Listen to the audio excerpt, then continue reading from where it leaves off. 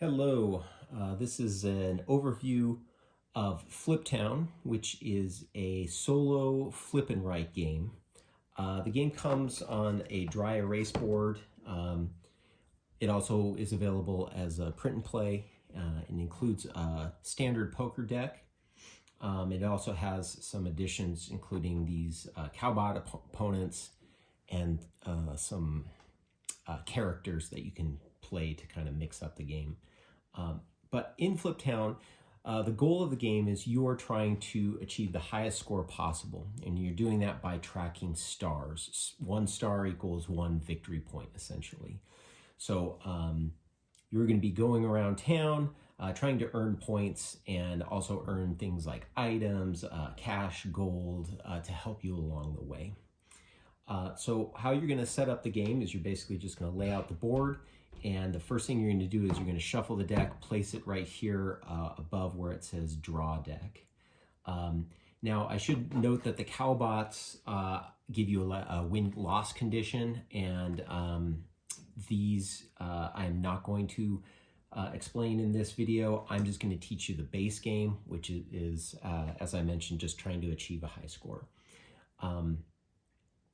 So the other thing you're going to do for setup is you are also going to give yourself some starting cash and gold.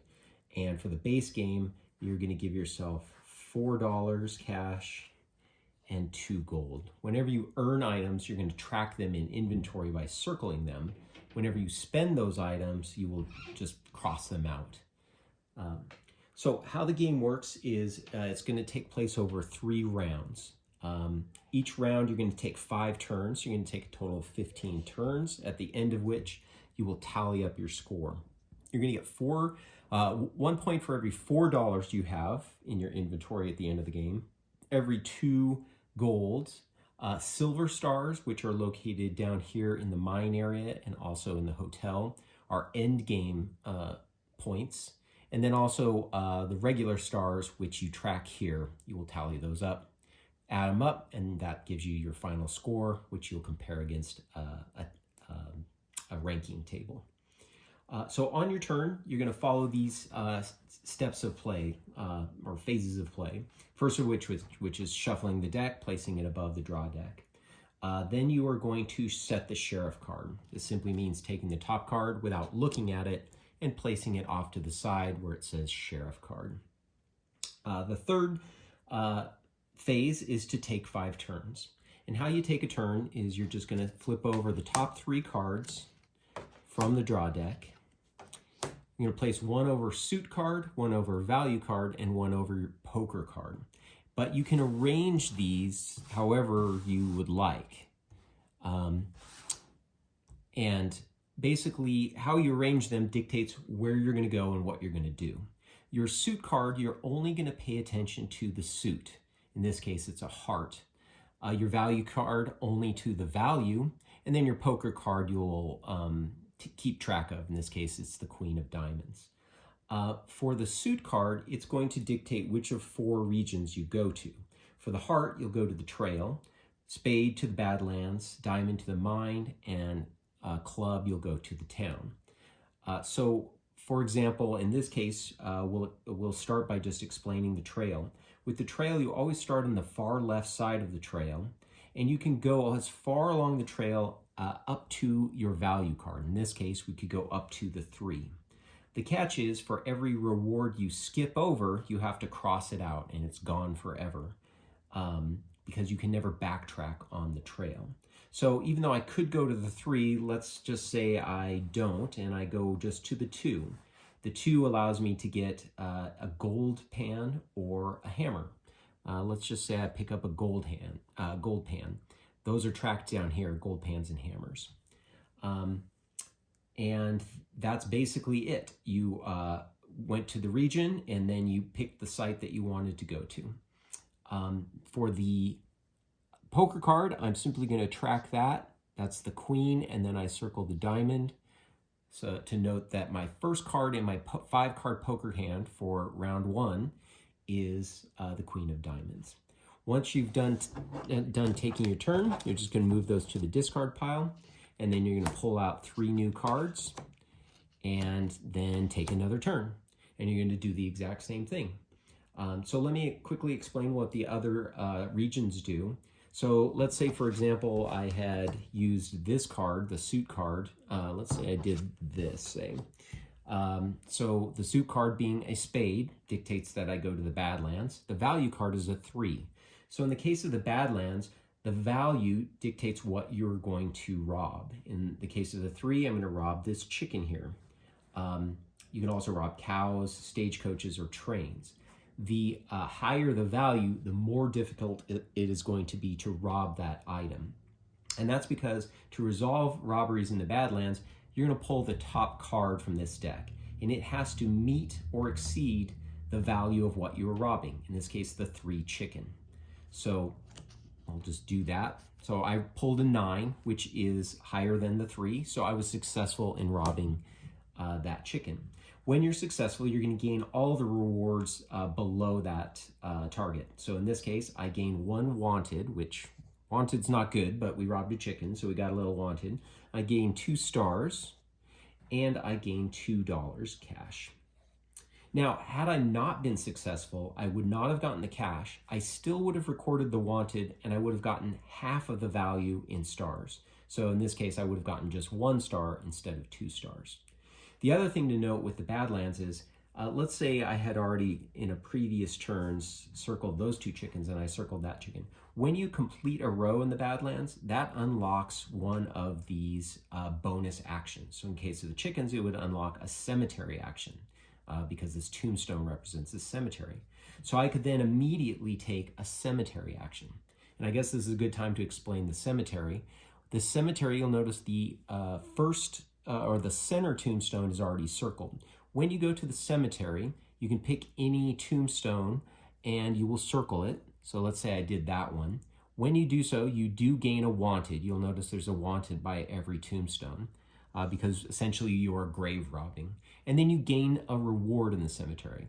And it'll be whatever is between the 2 circled tombstones. So in this case, the reward between that is 2 gold. So I would gain 2 gold. There are bonus actions located in every region. You'll see them along the trail. They're here in the Badlands, they're here in the mine, and they're scattered all over in the town. So once you gain a bonus action, it may trigger yet another bonus action. This is all part of the same turn. But that's essentially how the Badlands work. In the mine, let's say we did something like this. Let's say our suit card was a diamond. Well, then we will go to the mine.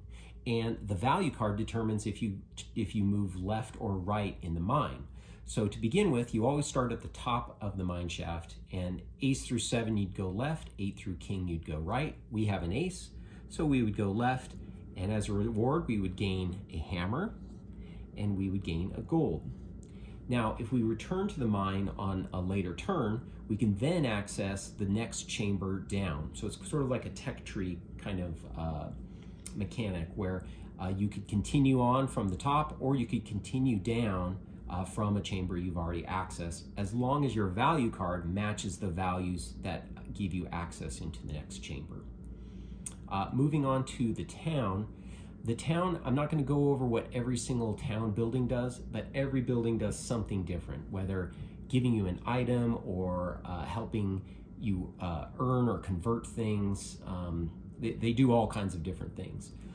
The town is where you're going to get a lot of your modifiers. So wherever you see one of these circles in these other regions, those are going to be found at town, and those are going to give you an advantage. So for example, in the Badlands, you could get a bandana that lets you take 1 less wanted, or you could get a pistol that modifies your robbery card by +3. You could even modify that pistol or upgrade that pistol to a rifle, and then that would increase your robbery card by +6. So there are bonuses or modifiers, I should say, all over. So for example, let's just say that this card was a club, and that would dictate we go to the town, and our value was an ace, which would mean we would go to the Undertaker. You're going to circle that, and then you're going to get the advantage. In the case of the Undertaker, we get to ignore wanted in the cemetery. We're going to note that by circling that Undertaker over here by the cemetery. Now, whenever we go to the cemetery, just as we did before, whenever we circle a tombstone, we no longer have to take wanted.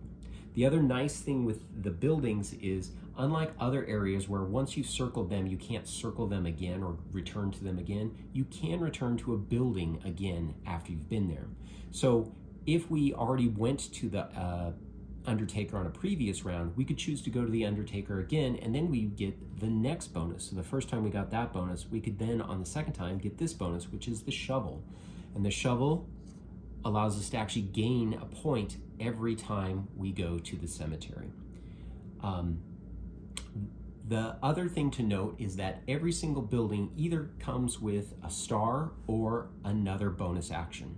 So in the case of the Undertaker, at the top, there is a diamond. So we would get to cross that out, and then we could take a diamond action. So let's say we wanted to go here. The nice thing with bonus actions is you aren't limited to your value card. You can go wherever you want as long as it's legal. So I could make a connection down there and take that action. If the action was to go to the trail, for example, I could go anywhere along the trail that I wanted. But as it is here, let's say I unlocked that, which would have given me a gold and a bonus action on the trail. So I could go however far up I wanted. Let's say I went there, which would unlock then another spade action, and I could then attempt to rob something else. Say I rob that cow. So you can see how the combos can kind of lead to new things. It's important to note though that that bonus on a building, you can only receive it the first time you visit a building. Then you have to cross it out, and you can't receive it if you return to that building. The last thing we're going to talk about is the poker hands, which is a nice segue to phase 4, which is to resolve our poker hands. At the end of 5 turns, we will have a 5-card poker hand written in here.